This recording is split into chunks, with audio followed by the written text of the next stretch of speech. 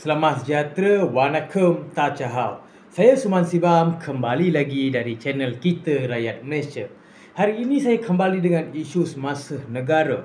Baru-baru ini saya melihat banyak media menceritakan tentang Rafizi Ramli, iaitu Menteri Ekonomi kita, mahu berdebat dengan Azmin Ali, Sanusi dan pada yang lain-lain. Perkara ini serta-merta menimbulkan satu persepsi lagi pada rakyat marhin ataupun pada penyokong-penyokong parti tertentu.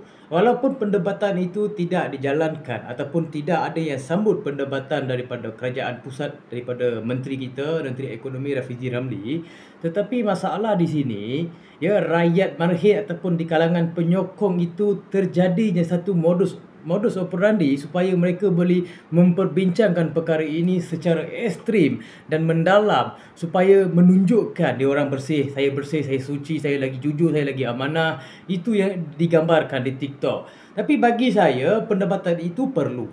Di negara demokrasi ini suara-suara menteri pun perlu didengar. Kita setujulah dengan benda itu. Tetapi kita perlu akui juga sebagai Menteri Ekonomi apa yang dilaksanakan oleh Rafizi Ramli sampai hari ini. Baru 8 bulan kamu nak ajak debate dengan orang yang pernah bekerja selama bertahun-tahun dan ada track record sebagai Menteri Besar, sebagai Menteri Ekonomi dan pelbagai yang mereka pernah berjaya dalam track record, walaupun tidak difahamkan pada semua, tetapi mereka ada sedikit sumbangan boleh disumbangkan atas dasar jawatan mereka. Perkara ini bagi saya amat perlu kita elakkan. Supaya apa? Sebab modus operandi Pakatan Harapan daripada dulu mereka akan cabar untuk berdebat. Bila tak disambut, mereka akan kata ini adalah penakut, mereka tidak berani. Perkara ini kita perlu elakkan dalam negara demokrasi. Sebab apa? Proses perlembagaan persekutuan bermula dari perkara 39. Kita perlu tahu apa bidang kuasa pembangkang dan apa bidang kuasa kerajaan. Ini dalam sejarah kerajaan ajak debate pada pembangkang. Kalau pendebatan ini bermula pun, apakah kesimpulan dalam pendebatan itu? Rakyat mahukan kesimpulan. Sebab apa? Di sini ramai yang tertanya, apakah sumbangan Rafizi Ramli pada negara untuk masa ini? Baru 8 bulan lagi. Tunggu, awak buat lagi kerja, awak tunjukkan lagi kehebatan kamu dari segi formula, daripada segi kerja hakiki di dalam Menteri Ekonomi. Baru kamu ajak debate, kamu dah berjaya buatkan formula ataupun dasar ekonomi yang boleh menimbulkan satu kepercayaan pada rakyat, baru kamu mulakan pendebatan. Seperti mana saya katakan, proses perlembagaan persekutuan bermula dari perkara 39. Iaitu dia dipecahkan 3. Itu adalah organ dalam parlimen ataupun organ dalam negara. Kuasa eksekutif, parlimen, badan perundangan, badan perundangan ataupun kehakiman. Itu adalah 3 konsep dalam parlimen. Bila kita tengok kuasa eksekutif, iaitu diberi pada menteri untuk membuat perundangan undang-undang baru. Undang-undang baru untuk menyelesaikan masalah rakyat. Dan di sini saya ada satu bahagian yang saya setuju dengan kerajaan perpaduan, iaitu mereka mahu rangka akta Alibaba, akta monopoli Alibaba ini, sebab 1% ini melibatkan banyak kerugian. Itu satu tindakan ataupun diorang ketengahkan benda ini sangat bagus. Kita kena setuju. Di sini kita bukan anti kerajaan, kita memberi pendapat supaya ada perubahan. Dan apa lagi yang kita perlu lihat, sebab ini menunjukkan satu naratif sesama penyokong. Benda ini dilancarkan oleh Pakatan Harapan dari dulu lagi, modus operandi mereka ini. Kita kena faham, sebab asas PKR pun untuk menjadikan Perdana Menteri Anwar Ibrahim menjadikan Perdana Menteri. Hari ini dah jadi Perdana Menteri, asas reformasi pun dah berjaya. Tetapi mereka masih lagi nak sambut reformasi. Sebab asas permulaan PKR ini untuk Perdana Menteri kan PM topi kita yang lama, iaitu Anwar Ibrahim jadikan PMS. Hari ini dia jadi PMS, masih tidak puas hati lagi. Saya pun tertanya-tanya, sebagai pembangkang apa yang dia perlu buat? Kalau dia tak bantah polisi kamu, apa yang perlu buat? Sebab benda yang sama juga awak buat dulu. Kenapa dulu awak boleh, hari ini tak boleh?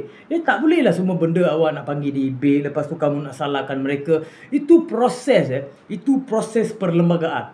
Masing-masing diberikan bidang kuasa, masing-masing diberikan satu undang-undang atas apa yang mereka pegang atas apa yang dia pegang, parlimen ataupun pembangkang. Dia di sini ada geopolitik yang berbeza. Rakyat kena faham dengan menyeluruh. Jangan kita taksub dengan Rafizi Ramli kita bantai.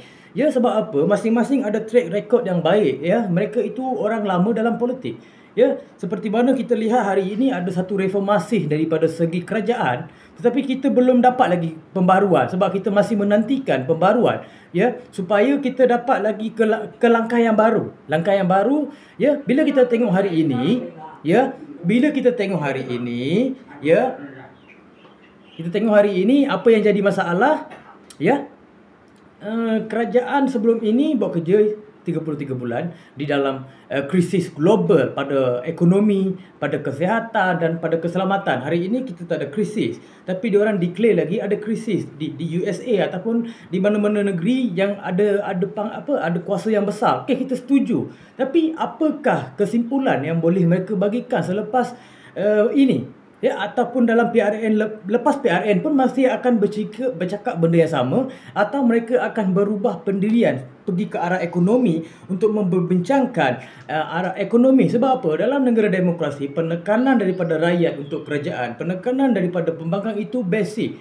Sebab tidak ada kerajaan dipuji oleh rakyat di Malaysia ini, walaupun diperuntukkan ataupun banyak yang kamu berikan pada rakyat. Sebab ini normal, ya, kita tak sependapat dalam semua perkara. Di sini ada perbezaan pendapat, mungkin dia tak suka dengan dasar kamu sebab dia tak dapat. Ya, macam kerajaan hari ini dia bagi 100 pada semua orang yang belia, ya, yang kurang pendapatan daripada 100,000 setahun. Ya, benda tu NGO boleh buat. Ya, sebab kamu bagi imbuhan. Ya, itu bukan kira membantu sebab masa BN dah buat, Perikatan dah buat, kamu datang untuk reformasikan dasar. Tapi kamu pun ikut benda yang sama. Di situ orang akan persoalkan, apakah yang kamu nak sebenarnya? Apa yang kamu sedang lakukan? Kamu dulu cakap lain, hari ini buat lain. Bila didesak oleh rakyat, baru kamu keluarkan dasar ekonomi madani. Itu yang kita tak mahu. Ya, sebab kita tengok sebagai pembangkang dulu cakap banyak pasal ekonomi, kita rakyat pun ingatkan kamu ada satu pelan ataupun dasar yang boleh dibawakan selepas jadi kerajaan. Tetapi dah 8 bulan didesak oleh pembangkang dan rakyat, baru kamu keluarkan. Itu kita katakan langkah-langkah yang diambil oleh kerajaan. Tidak boleh macam tu. Kita kena jujur pada rakyat. Kena terus terang. Tak sakau daripada kerajaan hari ini. Saifuddin Association fokus dekat di Kedah, REE. Ya, bila kita tengok Fahmi Fadzil dia ugut rakyat, ya, Anwar Ibrahim dia tak sakau, ya, kita akan benteras sakau, benteras rasuah. Ya, benda itu masalah, ya. Sebab bila saya lihat daripada segi airport hari tu KLIA, bila menteri pergi tak dapat selesai. Perdana Menteri pergi baru boleh selesai. Jadi apakah rekod ataupun track record yang boleh digembirakan oleh rakyat? Ya, kita rasa cemas, ya, sebab menteri tidak boleh menyelesaikan masalah sehingga Perdana Menteri turun. Sedangkan Perdana Menteri ada 2 jawatan, iaitu jawatan Menteri Kewangan dan Perdana Menteri. 2 tugas yang paling besar dalam negara demokrasi.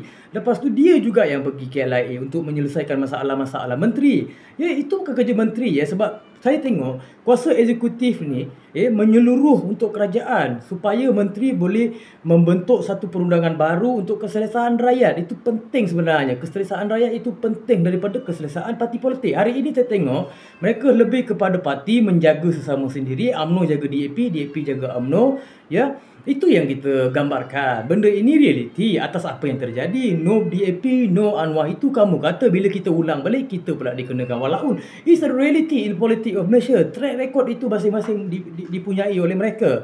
Itu yang saya kata, kita perlu ada perubahan daripada segi tindakan. Sekarang punya kerajaan masih di dalam tompok kerajaan pembangkang, bukan kerajaan pusat ataupun kerajaan persekutuan. Benda tu kita kena berubah walaupun perlukan masa, tetapi kamu tak boleh fokus pada pembangkang saja. Penekanan daripada pembangkang mana-mana kerajaan pun hadapi. Tapi kamu tak boleh fokus lebih pada mereka, nak tunjukkan kepada penyokong kamu ini bekerja. Bekerja untuk rakyat, untuk negara. Bukan bekerja untuk menunjukkan pada penyokong kamu ini berjaya dan bekerja. Itu salah dalam negara ini. Sekian, terima kasih daripada saya, Suman Siva.